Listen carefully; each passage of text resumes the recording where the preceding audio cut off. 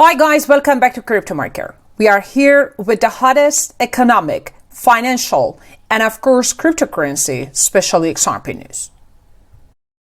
Whether you use the resilience or the fragmentation tagline when talking about supply chains generally depends on your rich or poorer nation perspective. Global finance chiefs gathering this week in Washington, little more than a year after the shock Russian invasion of Ukraine, are drawing sharply different conclusions about the biggest risk to the outlook. The key takeaway among rich democratic nations, the need for more resilience in supply chains to ensure their economies are better insulated from a slew of risks, including war, pandemic, and attempts at coercion by authoritarian regimes. But others, including the International Monetary Fund, are warning against a fragmentation of the global economy into competing blocks that hurts growth. In previous years, debt distress would have been the talk of the meetings, but this year it was just one of a wide number of unresolved issues. With less of the lending coming from G7 governments and their banks than in the past, it was also an easier one to ignore. If that is good news for advanced economies, the lack of fixes for global problems suggests that the IMF will continue to fret about the world's economic prospects in the months ahead, even if some of the most powerful finance ministers think it is being too gloomy. Global oil demand on course for record as China's economy rebounds. Global demand for oil this year is on track to rise to a record 101.9 million barrels per day as China leads an economic surge among developing nations, the world leading energy body has forecast. The International Energy Agency's predicted daily average for 2023 is 2 million barrels per day, higher than last year's figure. The price of a barrel of oil rose from $85.62 to $86.10 on Friday morning after the IEA's report was published. Let me tell you guys that the expected increase in global oil demand has also dashed hopes among climate campaigners that the COVID-19 pandemic had hastened the end of the world's rising oil demand. Britain's economy is back, says Chancellor. Chancellor Jeremy Hunt says Britain's economy is back and that his strategy for growth has been welcomed at the International Monetary Fund meeting in Washington. His predecessor, Kwasi Kwarteng, left the previous IMF meeting in October early amid a barrage of criticism. Mr. Hunt said the international lending body saw he was putting the British economy back on the right track.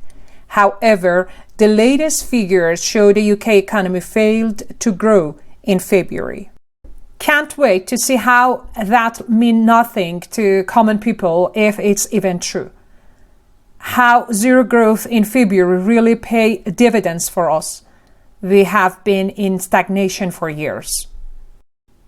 An empowered OPEC Plus led by Saudi Arabia and Moscow is calling the shots on oil prices, boosting inflation and raising recession risks. The Saudi-Russia oil alliance has the potential to cause all kinds of trouble for the U.S. economy and even for President Joe Biden's re-election campaign. This month's OPEC Plus decision to cut crude output for the second time since Biden flew to Saudi Arabia last summer, seeking an increase, may be just the start. Well, the moment shale oil production ramps up, they will go nowhere. But this is like a great big cartel capitalism that works against lowering prices. I'm going to tell you guys that the lower and middle classes of society are the most affected by this situation. Macron's pension law clears constitutional hurdle after protests. Emmanuel Macron's plan to raise France's retirement age cleared a final hurdle on Friday after the highest constitutional authority validated most of the draft law, making a political victory for the president after months of protest over his unpopular reform. Armed police officers had cordoned off a large security zone outside the Constitutional Council building at Palais Royal ahead of the highly anticipated verdict, while labor unions and student groups held scattered protests in Paris, Toulouse, Lyon, and elsewhere. I believe that the Constitutional Council is a body of unelected reactionaries handpicked by successive French presidents to 9-year terms. One of its top members is Alain Juppé, the convicted embezzler and former French Prime Minister who in 1995 provoked mass rail strikes with the first plan for pension cuts in France 4 years after the Stalinist dissolution of the Soviet Union. Macron was first elected in 2017 on a promise to make France's economy more competitive by making people work longer. Since then, his government has made it easier to hire and fire workers, cut business taxes, and made it more difficult for the unemployed to claim benefits. Spontaneous demonstrations took place in Paris and across the country after the ruling. France's main labor unions, which organized 12 nationwide protests since January in hopes of defeating the plan, have vowed to continue fighting until it is withdrawn. They called for another mass protest on May 1st, which is International Workers' Day. The Ripple Defendants have filed their response to the SEC's letter of supplemental authority regarding the SEC's motion for summary judgment. In a letter filed by lawyer Michael K. Kellogg, Ripple argued that the case cited by the SEC didn't provide any grounds to dismiss their fair notice defense in the ongoing case.